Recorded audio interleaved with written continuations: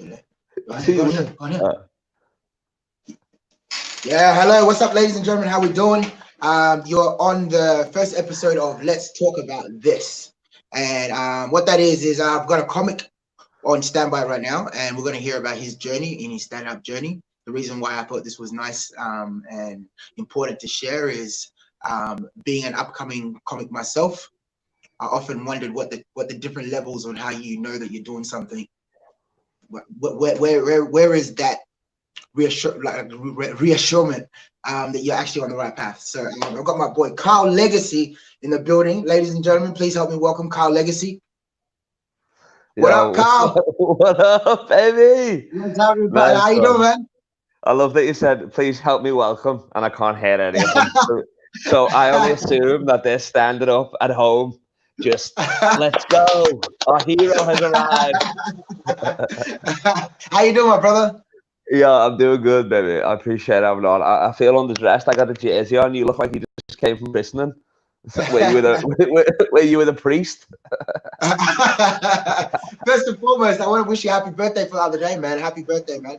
Yeah, I appreciate that, lad. Nice one. How many candles did you blow out this year? How many candles? I mean, I'm 28 years old, so none.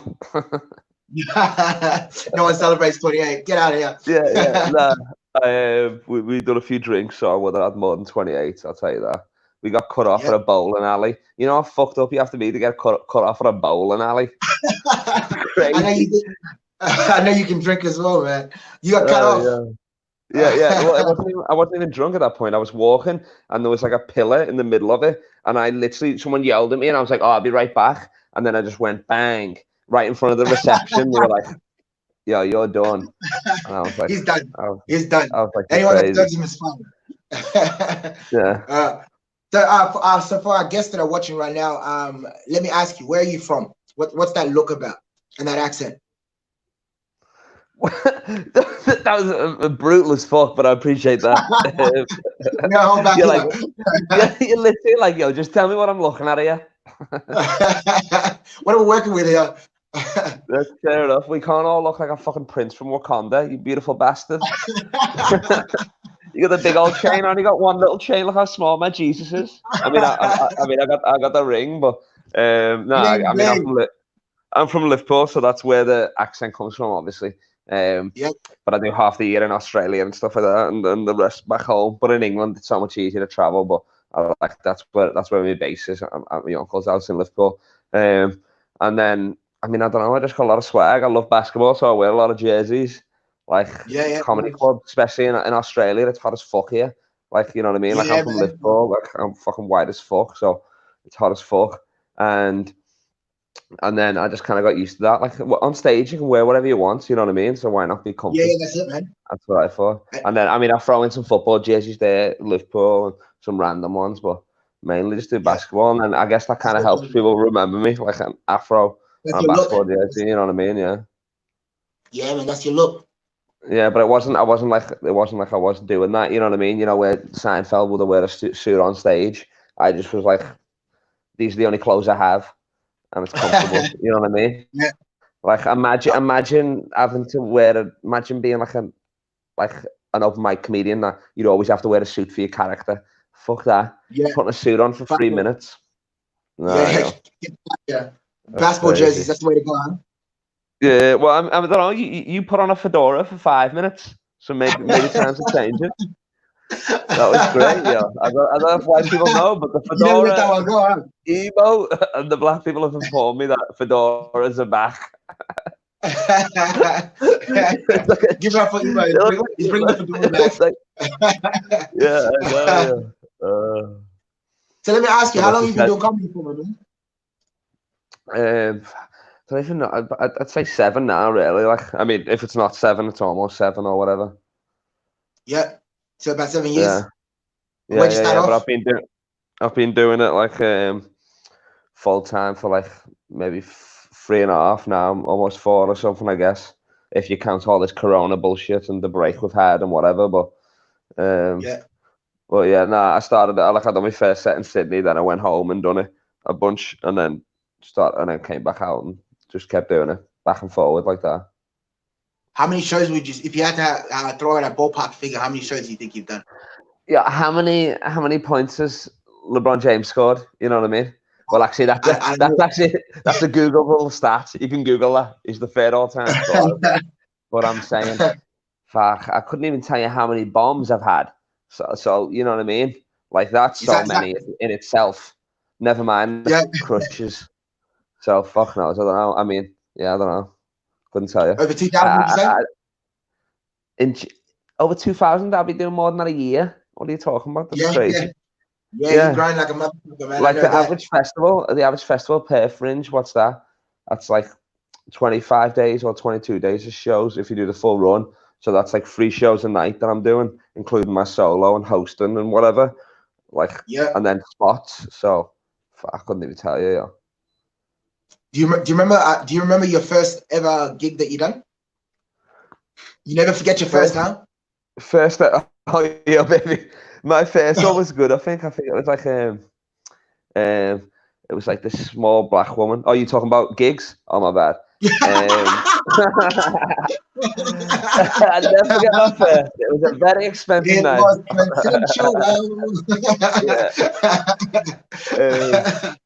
The first time it was in Sydney, but it wasn't even a gig. It was like a music gig, and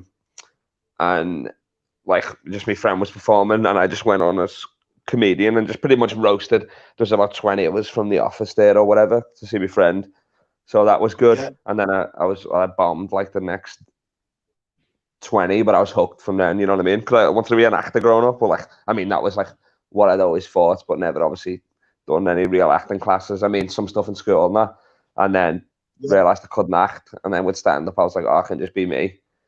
And it's still kind of, you're still performing, you know what I mean? That's why I call myself an entertainer. That's why I'm not a comedian. I'm an entertainer. Yeah. I don't know why my name here says. Don't pigeonhole yourself. Don't pigeonhole yourself. It's like, if you want do you want a magician? Yeah, I'll get a hat, whatever. Yeah, sure. One stop shop, it's like Walmart, man. I know, yeah. Well, my name on here is for some reason the Sheriff of Hollywood, which I don't remember changing it to that. But now Weinstein's gone. He's not using it. I'm taking it. I'm gonna bring it back. Yeah, trademark that shit for sure. Get the good grace. Yeah, he's tarnished the name. It's bullshit. What were you doing before you started stand up? Oh, I mean, just odd jobs. You know what I mean? Like I played basketball a lot and all that, and coached and stuff like that. Then worked at like Next, which is like a retail store in England, and like I was a kitchen hand, pretty much just fucking washing dishes and chef's assistant or whatever you call it out here, and just random shit like that. Yeah, like working in my uncle's office and just shit like that. Yeah. And now that you're doing stand up full time, when is the last time you actually worked? Well, I mean, I like put it this way. My birthday was 2 days ago. I woke up yesterday, hungover as hell. Had to get on a 3-hour train to Newcastle to host a gig there, and then I got back today another 3 hours, and the gig was like 2.5 hours. So I mean, that's work right there. That's hungover. That's crazy. Yeah. But actual. Go ahead. Yeah. Go on. But the last time, I don't fucking know. I can't even tell you. I can tell you the job. It would have been like a kitchen hand job, like for this company that sends you around to different places and stuff like that. I think it was not like a girls' school or something. I don't know, but like I worked at a girls' school for a bit, like as the dinner lady, pretty much, like serving the food for them. And lunch lady. Pretty much, yeah. I'd rather hear that, you know, and if I would have heard that with this, I'm like, you might have to get a real net, quite frankly, Sheila. You're fucking up all my waves and shit. I'm like, I'll chill with it. Would you say that was a couple years ago? What? Would you say that was a couple years ago? Yeah, that would have been like 3 years, 3.5 now, easy.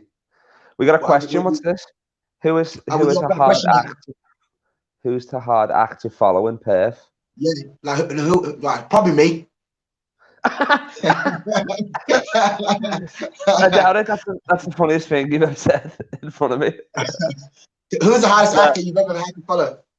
I don't know. To be honest, in Perth, I mean Wolfie, I guess, because he can. If he burns it down, then you got to go on after. But I like going on after when people bomb, because then you normally crush. You know what I mean? So yeah, exactly. Yeah.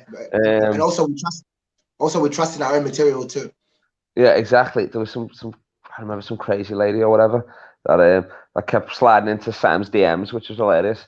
She would have been hard to follow. Just 'cause she was doing jokes about like domestic violence or whatever, which is like obviously a tough subject to make jokes out of anyway. So it's like that kind of just sucks. And then when she's a new comedian as well, and it's bad, then you know what I mean. Yeah. All the comics that you performed with. Wait, somebody just roasted me in the last question. Somebody said, "You ain't getting a jumper." What the fuck? You got a jumper? I don't have a jumper now. I see it with there. I do. Let me see. I'll show you right now. Thanks for bringing it up, Julian. Official Legacy merchandise. Walk away today with your own Car Legacy jumper. Nice. There you go. Nice. As you can see right here. I gotta cop me one of them. Oh, damn right, baby. You good with cotton? I've got a phobia with it because of my ancestors, but yeah, I'm cool. I was just gonna say, because this is mainly polyester. It's from polyester saved my people, bro. Polyester saved my people. The black people just hate cotton now. Is that what it is? No, we just boycott fucking cotton now, man. That's crazy. Boycott cotton. What are you wearing right there? Tell me that ain't cotton. I can imagine it's wool. It's wool. Oh, it's wool. That's it. Black people went off cotton, but they went hard into velvet. Yeah, I tell you what. If it had been velvet to start with, we would hate that too. Yeah. Oh, yeah, for sure. Prince would look a whole lot different, though. Speaking of merch, by the way, my air fresheners came in today. Yo, you did not. Nobody's doing air fresheners, lad. That's sick. Yeah, everybody drives. Everybody's gonna have me in their fucking car, bro. Let's see it again. Huh? Let me see it again. How much are they for the people? $5 a piece. That's crazy, yo. Yeah, man. So I'm super excited. Imagine that they pull me over. They pull me over. Figure a black midget's driving.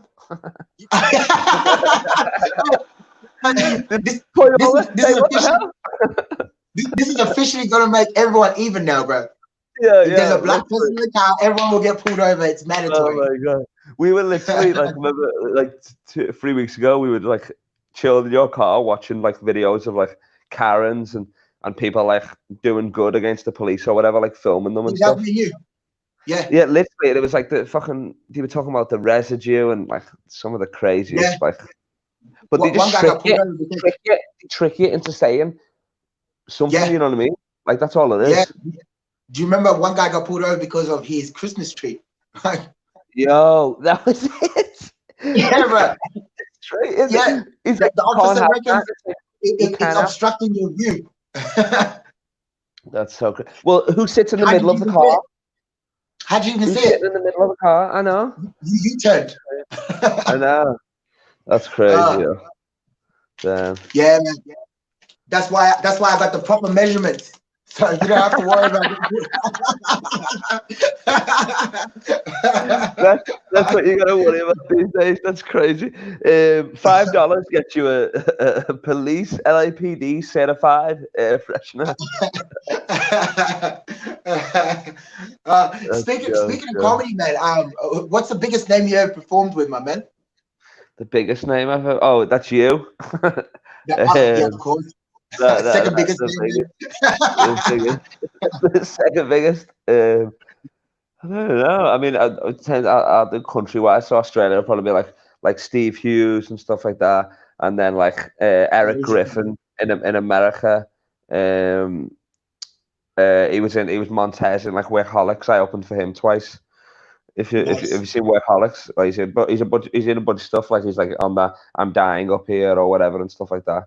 The Jim Carrey produced comedy show and stuff like that. He's on a bunch of stuff. Who else?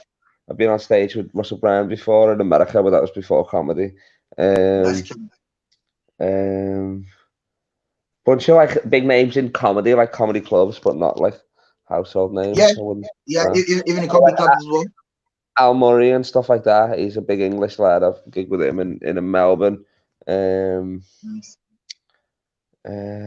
I don't know. I'm just blanking right now. There's probably a bunch. Like, I was trying to think.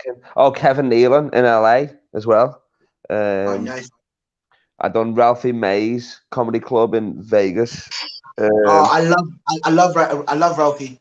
Yo, he's the man. Apparently, somebody told me that he cries on a roast or something on this roast battle. Like it was just one too many fat jokes, but I don't believe that. Yeah, no, he's got tough skin, man. Yeah, exactly. Thick skin. Thick. Yeah. H-I-C-C. How many festivals? So on average, what festivals do you do? Oh, like Irish Fear, Daniel Sloss as well. Those people. Nice. I'm just trying. Yeah, a bunch of.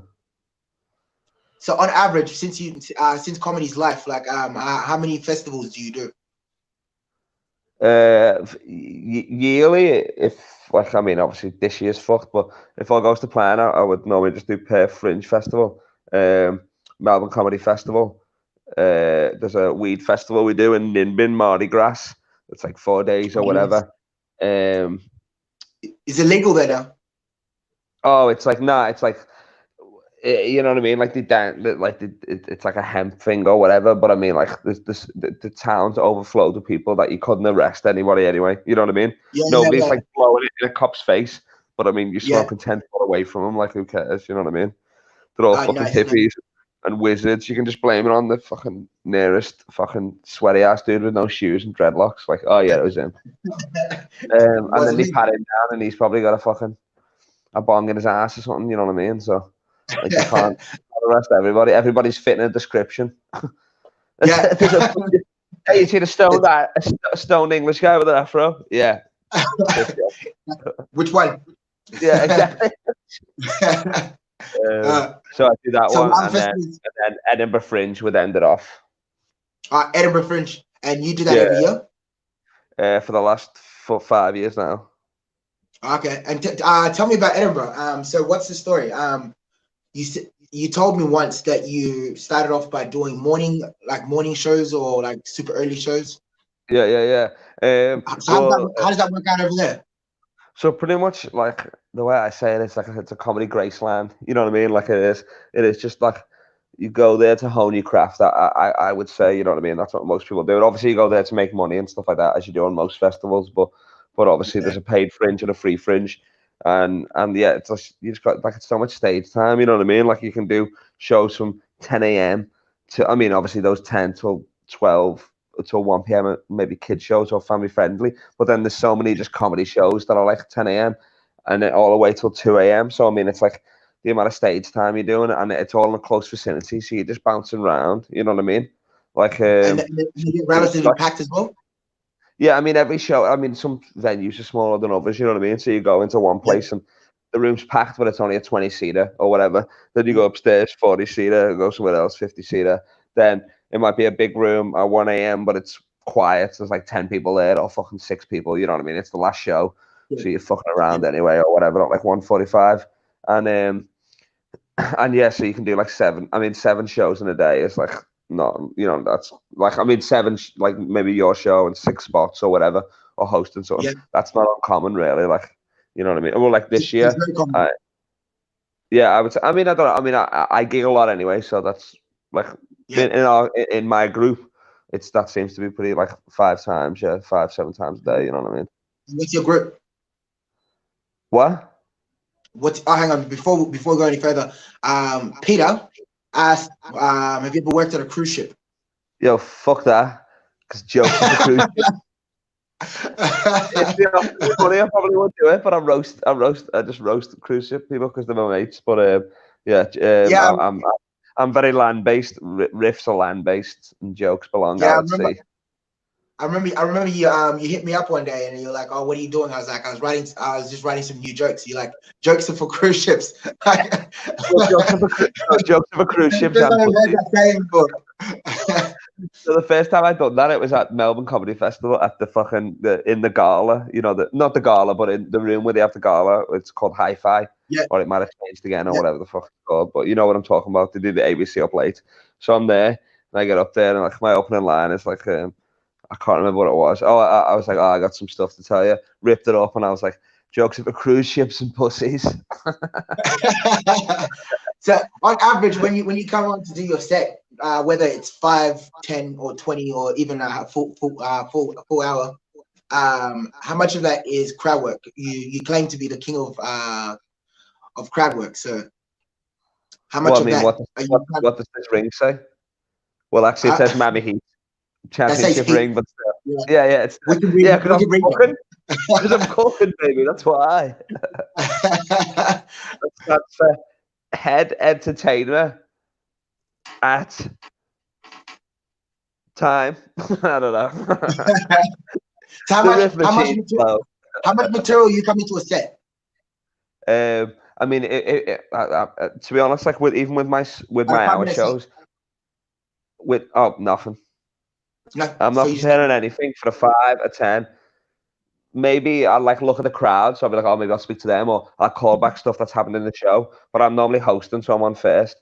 But I won't prepare. Yeah. Even for the hour, I won't prepare. If someone hands me something on a platter, like if I've got a joke about it, then I'll do it. But I mean, I try and force myself to not do jokes in the 45 minutes anyway, just as a challenge. Yeah. Shit, that's trembling, man. That would scare the fuck out of me. Yeah, but what's the worst thing that can happen in comedy is bombing. And if bombing's not that bad, then who cares? You know what I mean? Like I don't care. Like bombing, like sometimes when I'm bombing, I'm like, oh, this is fucking brutal, but I'm loving it. Just try and make it worse. Yeah, I'm just like, what the fuck? What's gonna happen? You know what I mean? That's the worst thing that can happen to you in comedy. You fuck up in any other job, then you fucking lose it forever, or you're like in the army, you die or whatever. You know what I mean? You fucking crash a plane, whatever. Yeah, the worst thing that can happen is bombing, and you should embrace bombing anyway, because that builds tough skin and tough comic. Worst thing that happens in comedy is like the Louis C.K. thing, and he's fine now. You know what I mean? He just doesn't get his dick out. Everyone forgot about it. I know. Everyone forgot about it. I know. That's mad. Speaking of people like that, I thought Chris D'Elia was going to be cancelled. Yo, so did I. I mean, that was the you never know what's true anymore, because it's like, oh, he's a pedo, and it's like, well, if he was, then like, why is his stuff still on Netflix? You know what I mean? It's crazy. Yeah, exactly. Netflix has still got it on there. Sophie Louise, you're so funny. I don't know if she's talking to me or you. I'm not sure, but I'll probably take that one right now. I don't know. She looks like she likes black. She looks like she likes black guys. I'm not gonna lie. Let's split it in half. I see it, Sophie Louise. Come on, girl. Let me see you bag the thing up. Let's see you bag the thing up. All right, being a person that travels a lot, because I travel a lot. Ever since I started doing comedy, it's become a lot more exciting, because I go out there and I perform and I get to sightsee and do all kinds of things. And food is a very big part of when I travel. Are you a big foodie as well? I mean, I eat out a lot, because obviously, I mean, you always got a gig around dinner time or whatever, and I like to eat right before I go on stage anyway, just because I think it's sharp to my brain or whatever. I eat, smash a Gatorade, have a lemonade, and then I'm good. And then I'll start drinking after the show or whatever, because I would drink during it. But normally I'm like, you know what I mean? Like, you're good to me when I got to pay for enough people. Like, people like that. Like, when I'm in Liverpool, if friends come to visit me, I'll take them to bars I like or whatever. We always got a Boston Pool Loft. I'll normally take them to Nando's, because I love fucking Nando's anyway. You know what I mean? Yeah. And like, if they're not from England, then that's all I've heard about is they love a cheeky Nando's or whatever. So I normally go where people take me. You know what I mean? Like, I'll eat at the gigs that night. Sometimes they'll give you food, or there's always a fucking special, a schnitzel and a steak. You know what I mean? Or something stupid. But so would you say Nando's is your go-to? Not in Australia. Nah, Nando's is shit. But England, I love Nando's. But here it's more like the host, the person I'm staying with, or the person from that city will probably take me. Especially in Perth is different, because I'm there all the time or whatever. But if it's like, if I'm in LA or Boston or whatever, they'll take me to like a cool place that they like or whatever. You know what I mean? Yeah. Speaking of Nando's, so I've made it my mission for every place I've ever traveled to find a local Nando's. It took us. We were in Singapore one day, and it took us an hour. It took us an hour and a half to figure out where this one Nando's was because it was all tucked in, and like Singapore is super hard to get around because the streets are blocked off. Where was it? I've been to Singapore a bunch of times for gigs. Where was it? Oh, bro, it was like the shopping mall. It was like upstairs. It took us like an hour and a half to find it, man. But it was so fire though, because they don't sell the chicken wings here anymore. But the Nando's overseas, they still do the chicken wings. So you told me about the chicken ribs as well.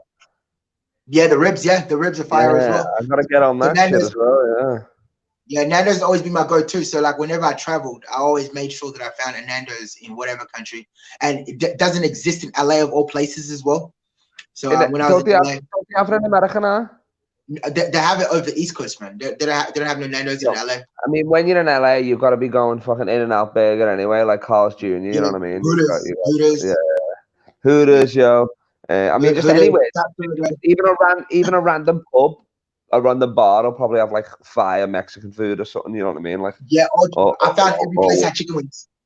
Roscoes. I went with my boy Jamal. Yeah, I went with Jamal and this girl. I just brought Jamal on as like a third wheel or whatever wingman scenario, and we went to Roscoes. It was fucking sick.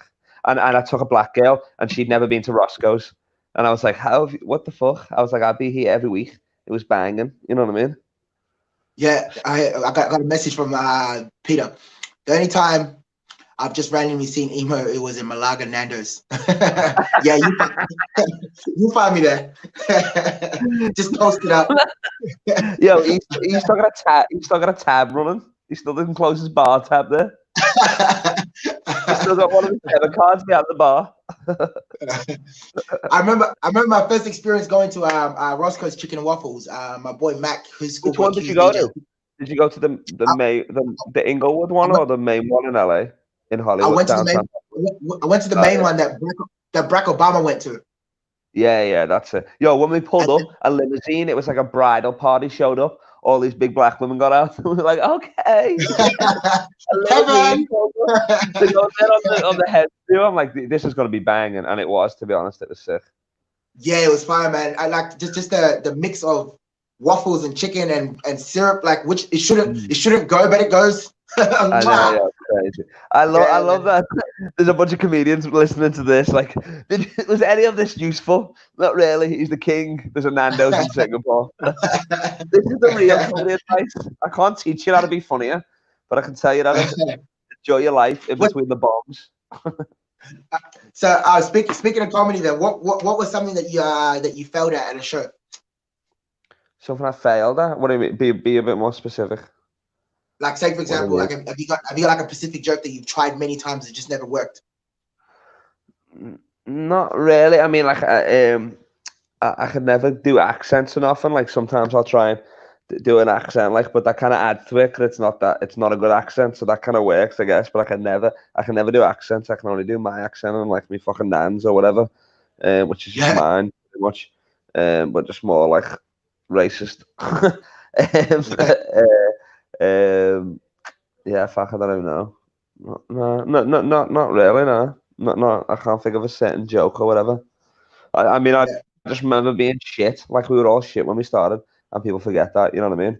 Like, me bombing now is not as bad as me bombing back in the day. Like, I still get a few laughs, but I just know that it's not as good as I could do. Yeah. Like, I've got to process myself. Like, I will try, like, a joke 3 times. Yeah. And, if it doesn't work on the third one, I just scrap it completely. Like, yeah, I mean, a lot of my friends do. Cause obviously, I'm notorious for not having jokes, but I'm saying a lot of my friends do because you come back to it in a year or in 2 years because you're just naturally funnier then anyway. Yeah, exactly.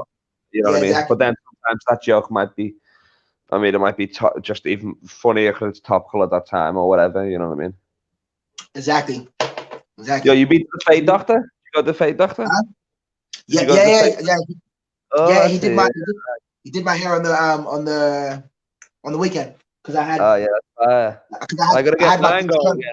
Mine's fucked again now. Yeah, it's all the corona back. Yeah. As soon as you come back, I'll get you fixed up. Yeah, because we're doing your show. We're doing his show. Yeah. So it's in the barbershop. It's in the barbershop. He's taking all the chairs out. We're gonna put rows in there. Like, how good is that, man? The first barbershop show.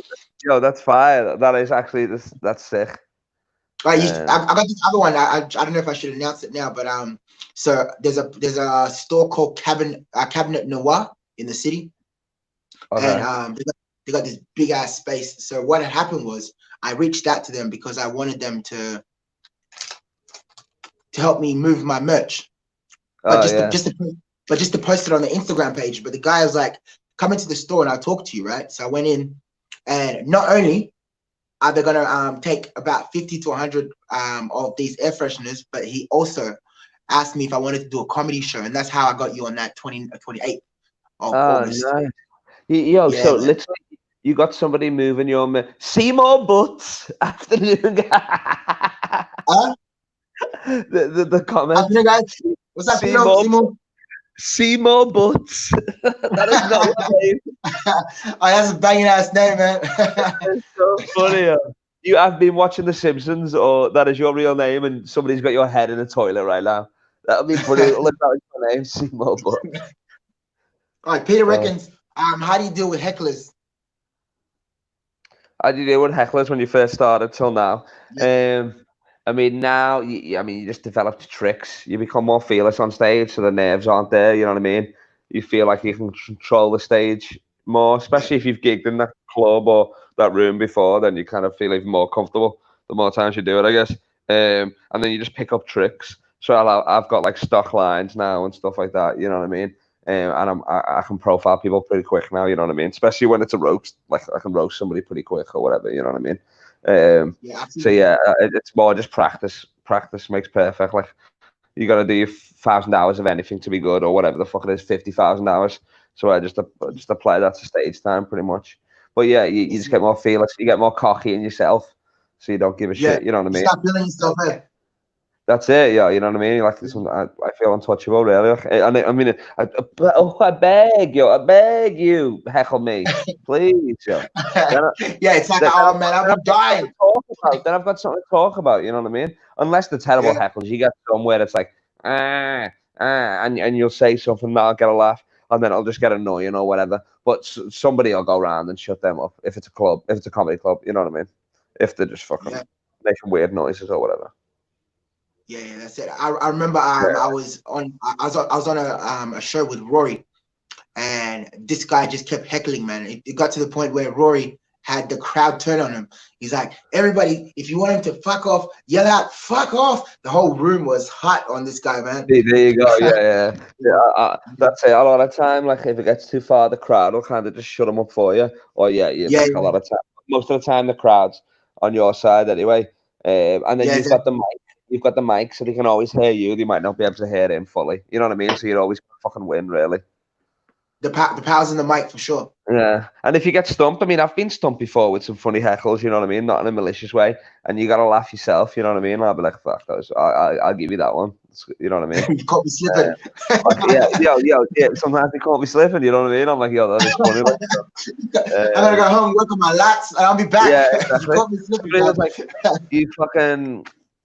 It was like too much hair Jordan. No, it was hair Jordan. Hair Jordan. Yeah. And then there was like Pippi Longstockings, and I was like, what? Like, one's that like you heard them just say it to the friend or whatever, and you're just like, oh, that's funny. Man, I'll kill you. Yeah, exactly. What was the biggest crowd you ever performed in front of? Biggest one, probably actually, it was probably a fucking Sydney gig. A Mac Uni crowd was like 1,100 or something like that. It's like a student gig for Macquarie University in Sydney and Ryde, and it was like the big, like whatever it is, student union auditorium, like half inside, half outside, but speakers all the way around, which was sick. Nice. And I was, it wasn't that gig, but another gig similar to that. It was like 700 people, and I was like, this was a few years ago. I was bombing, and maybe Larry Dean was headlining, maybe, or Nick Cody. I can't remember, one of them. But I know I hosted for them there, yeah. And I was like, well, fuck you. If you're not laughing, I'm coming into a crowd surfed all the way to the back of the room, just roasting people with the wireless mic. Fuck you. You little loser. What do you mean? You don't know nothing, Oh, a couple of TikToks. All right, you dabbing. And then came all the way, and then I was like, start laughing, or I'm coming all the way back. And then that kind of just was funny enough to I could bring on the act, so that was good. But then because I don't want to joke about Shaggy and he didn't even know who Shaggy was, and that made me feel old. I was like, yo, what the fuck is going on? Scooby-Doo Shaggy. No, or Shaggy. Yeah, like wasn't me. Wasn't like me? Yeah. Best R&B artist of our generation, quite frankly. Yeah, Shaggy. Yeah. No offense to your group, Boys to Men, but I'm more of a Casey and JoJo guy, but thank you.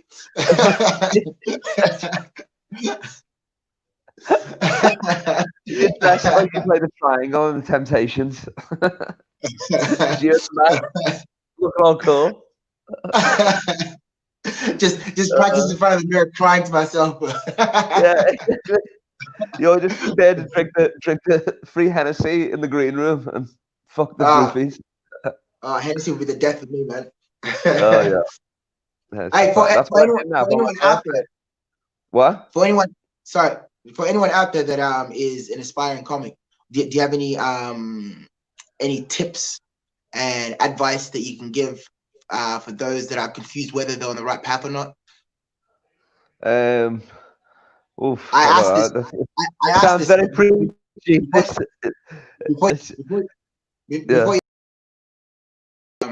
you remember when you were here? I spent about a week with you, a week straight with you, and through hanging out and picking your brain, it motivated me to putting on all these shows. Like I was all right, cool. I need to get on my grind. I need to do more emceeing. I need to be the best form of myself as I can. And you gotta create your own stage time as well. Thank you to that, to you as well, because it helped me push my work drive, and I try to emulate what it was that I learned from you. So, is there any advice you can give to up and coming comics to inspire them as you did me? I mean, first of all, you're welcome. I mean, it's what I did. I didn't know that I was dropping all these gems, you know what I mean? But I guess I am, you know what I mean?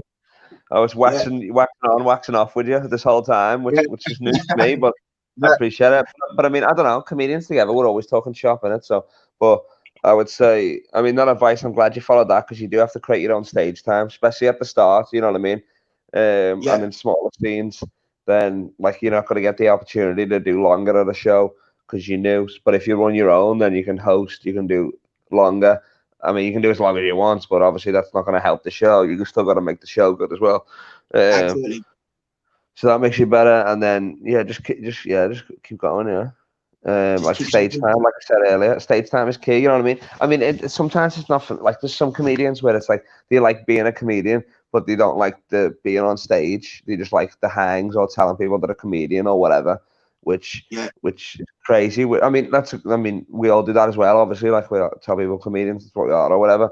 But I'm saying the being on stage is the best part of being a comedian. You know what I mean? Like we can agree on that. So like obviously it is tough at the start, but I mean, but when you do like it, you obviously it just pushes you through. You know what I mean? And then you just keep getting better and better. Like I think like with sports, with anything, you know what I mean? You just keep getting better and better on it. Practice is perfect. That's it. You know what I mean? And then I like another one that you know about is like you can never really make it yourself. I mean, I don't know if so many comedians would have said this, fucking Kevin Hart or whatever, like, or well, I'm trying to think of comedians that like Kevin Hart's got it. He's probably got like he travels with fucking his entourage. You know what I mean? Like his boys, 5 of them, 3 of them are his openers. One of them is longtime mate who's now manager. LeBron James is the success story of it to the full expect. You know what I mean? Like not only did he bring his boys with him, he set them up. You know what I mean? So now they don't even need him. Like one of them is like a sports director and all that. The other people like run his merchandise and all that. You know what I mean? So you can't if you say you made it on your own, you totally disregard everybody that made that helped you. So if you're all there together, then you can do that. You can write with each other. You can go to shitty up mics together. So you're all in it together. You know what I mean? Just try and find your boys. Be mates with everybody. Be sound to everybody. That's my motto. Like the Jonah Hill motto. Just kill him with kindness. He's like the nicest man in Hollywood or whatever. That's what everybody says. And now he's killing it or whatever. So you guys, and then especially when it's like with me, Sam and Reuben, I mean, we're 3 dudes, so it's competitive as well. at the start, you'd always want to be better than your friends and stuff like that. I mean, even now, like when Sam's on a show, and then plus, if you got 3 or 4 people, that's a lineup right there. That's a festival show. That's 20 minutes each when you first started. That's an MC, support, a headline. You can take that on the road, package that deal. That's what we did. You know what I mean? So that's great advice, man. I really took it on as well. Thanks for that. Yeah, man. And in terms of your comedy journey, I can see that you're gonna go places, but where is your goal? Where are your goals at? Where are you trying to go with comedy? I mean, well, now I've got that gig in the barber shop. I think I'll probably retire after that. I think I nailed it, quite frankly. Hang up, Mike. If I don't get free haircuts for life after I do this show, that's wild. You're crazy. All right, I'll tee up with my boy Amin. I'll make sure we get free haircuts on the day of our show. Yo, you already know, definitely. I will look shit up for that. We'll pull up on the day of the show. We'll get it. It's bad advertising if I show up and it's like not faded right, and I'll be like, everybody's gonna think I got a cut here. You know what I mean? But that's it. So I'll tee it up with them and see if I can get all the comics haircuts. That way we can. Yeah, man. That's it. Christian's head. I had one more question. Is there anything about you? No, let me finish that one. Sorry. What was it? Oh, I want to be like fucking like I'd like to host like a fucking Jimmy Fallon, like a late show or something. You know what I mean? So I can meet cool people and just talk shit with them, pretty much. But I mean, I wouldn't mind just doing. I mean, my dream is to walk into any comedy club in the world and get on. Like, you're not booked, but you show up, you can get on. They're not going to pay you, but you can do 10 minutes. Like not even a Dave Chappelle level, because that's way too high. But there's people in New York that can do that, like Attels and all that. You know what I mean? Like when you walk in, you want you to go on or whatever. Have you ever dreamt big enough to have a Netflix special? I mean, I don't know. I mean, obviously you want that and stuff like that, but I mean, I guess I don't know. I mean, that's a standard comedy dream, innit? Like you do your special. I mean, it used to be like a record DVD. Now it's like fucking Netflix and stuff. I mean, that would be dope as well, yeah, I guess. But I mean, that's even fucking better though. Getting on in any comedy club, like you just crush it. You know what I mean? Like that's even better than Netflix. There's a bunch of people that got Netflix that are shit. Netflix doesn't mean it. Like, I mean, it does for audience and fucking getting people in, but with comedians, it's like, I mean, he might have a Netflix special, but I gigged with him last night. He's trash. You know what I mean? It doesn't change. But he's like Ken Jeong. Love Ken Jeong in movies. His special was terrible. He's throwing an open mic night. I've seen some atrocious ones on Netflix, man. It seems like they're giving everyone one. What's your favorite special of all time? Probably Killing Them Softly, I'd say. Killing Them Softly? Yeah. Chris Rock? No, Dave Chappelle, isn't it? Oh, that was Dave Chappelle, wasn't it? Yeah. Oh, that was the one in DC, wasn't it? Oh, that was one in DC. Yeah. That was the first one he done was like the half an hour in San Francisco, whatever. I think that was just Dave Chappelle live or whatever. That was sick. And then he done Killing Them Softly and fucking Killing Them Softly is where he's in the blue one, and then the other old one, where he's talking about. I think that is my favorite one as well. Where he's got the Jordan. I can't even remember. Yeah. I think it's. That's his friend when he's talking about AIDS. When he's talking about AIDS. Yeah, exactly. I can't even remember what. I think that's like You Can't Hear Me or something. I can't remember what. Killing Them Softly, I'd say. Yeah, Dave is officially by far probably the best comic right now. He is one to be emulated and celebrated. Oh, who's your top 5? My top 5 comedians. It goes. I'm going to contradict myself. It goes Eddie Murphy. Yeah. Dave Chappelle. Yeah. Patrice O'Neal. Nice. Not Patrice Peterson? No.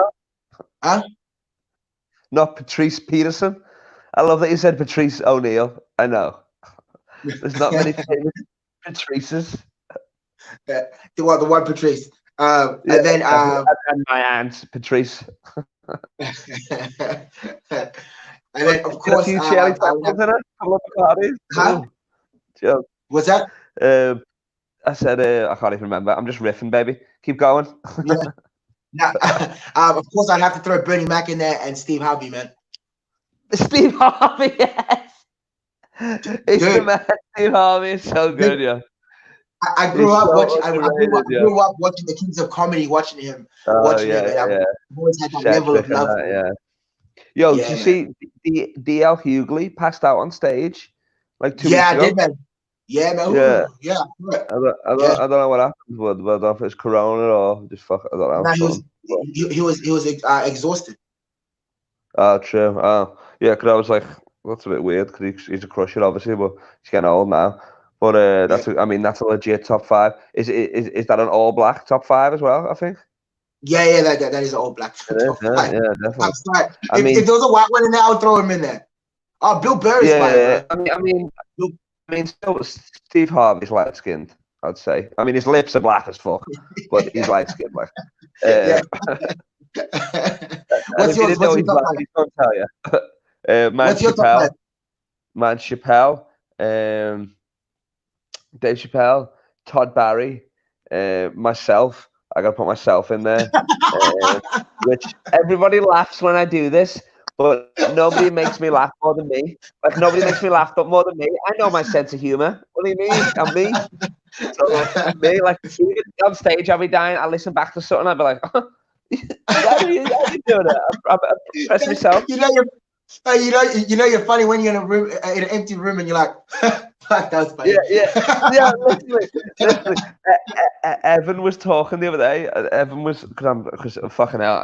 I can't tell you this now because now everything I've said is nobody even fucking cares because I'm sharing a bed with another comedian at the moment. Evan Demaray, Canadian guy, also got stuck here in Australia. So I was like like 2 nights ago. I was just like, I can't even remember. It was late or stones talking. And he's like, "What are you saying?" I'm like, "Oh no." He's like, "Everyone's cool. What you doing?" He's like, "What are you saying?" And I'm like, "I'm just riffing. Leave me alone. I was just riffing to myself. Just late night, just talking to myself." John Conway, Perth's very own John Conway, the former king of the riff, before me. He calls me every Monday because we just start the week off with a riff. He calls me and we just start riffing. We just start riffing, baby, for about 20 minutes.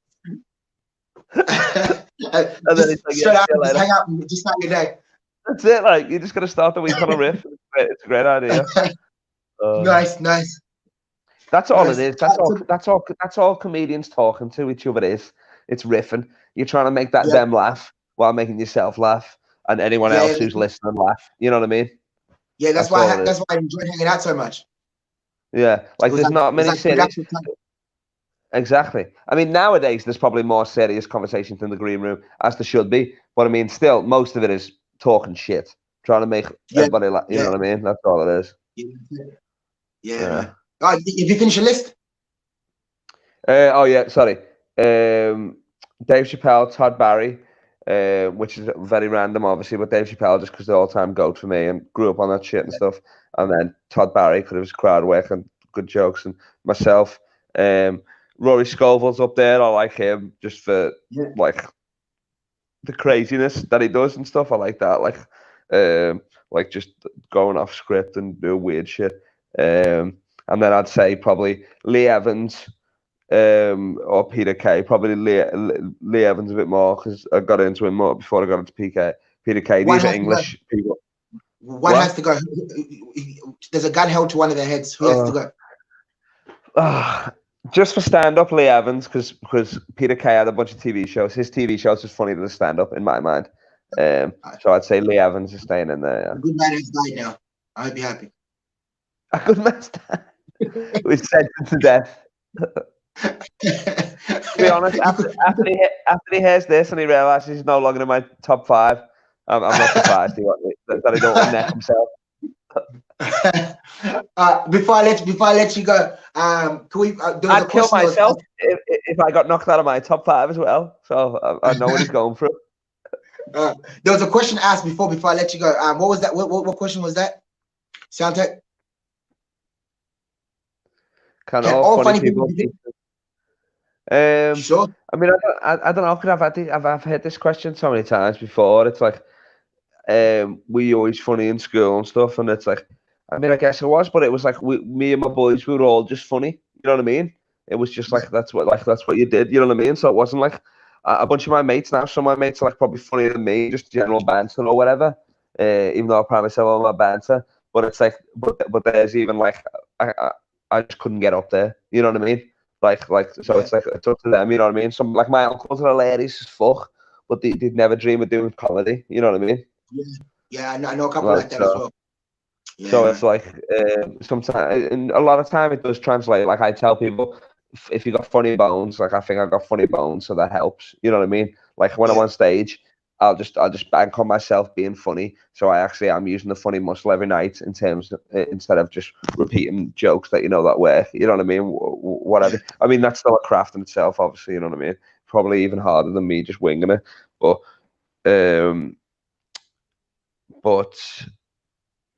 Oh well, I guess I've answered it. Yeah. Cool. So Kyle, where does everybody find you? At the moment, sleeping next to Evan Demaray. Now, what are your social media? What are your social media? I've got LeBron James a comedy on Instagram, baby. Listen to my podcast, the I Want to Meet LeBron James podcast, basketball comedy podcast. Danny Green from the Lakers just gave me a shout out and listening to it, which is sick. And then Facebook, Carl Legacy, all that sort of stuff. Nice. Ladies and gentlemen, I want to thank Nando's in Malaga. All right, save it for the stage, bro. What stage? Ladies and gentlemen, I want to thank my boy Kyle for being on my first episode of Let's Talk About This. Man, it's always a pleasure, Kyle, man. I look forward to working with you some more in the future. And 50 minutes flew by. 50 minutes. Yeah, look at that, man. Time flies when you're having fun. People are listening, but for us, easy. Just like that. All right, my man. I'll talk to you soon, man. And you guys be safe. For those of you who don't know what my social medias are, you can find me at emo_88@gmail.com. Same goes for Snapchat. My Facebook is Emmanuel Majuk. That's EMMANUEL. Last name MAJOK. Thank you very much for being tuned to the first episode of Let's Talk About This. I look forward to talking to you guys in a week's time. Peace.